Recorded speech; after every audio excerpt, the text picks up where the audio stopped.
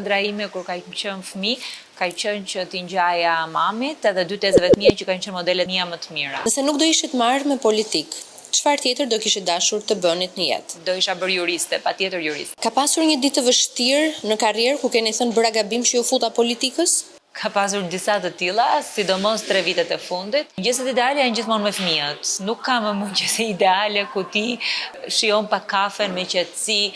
Po të kisha këto mend, them kur isha më e re, shumë gjëra do kishin qenë ndryshe. Por gjëja më e rëndësishme që unë kam mësuar gjatë këtyre viteve është që duhet mbajtur afër njerëzit të cilët janë me ty në vështirësi. Më mësija shumë gjëra, në fakt më ka ndryshuar, më ka bërë më të mirë, versioni më i mirë i vetes time, sepse nesër vajzat e mia mund të më shohin, mund të më dëgjojnë, mund të lexojnë për mua, ndjejnë e fajt e kam gjithmonë. Kam edhe kur vajzat lindën dhe unë 6 javë detyrova që të kthehesha në punë. Vi për një natë në krevat dhe me shumë vështirësi, me zi, arritëm që ta shkëpusnim. O ma, sa bukur e veshur sot dhe nuk ka asnjë kompliment në botë që ja kalon këti. Një më kapet pa përgatitur, po kam një këngë e cila më pëlqen jashtëzakonisht shumë, e cila është kënga e Vasco Rossit, Rewind, e cila më jep një energji të jashtëzakonshme.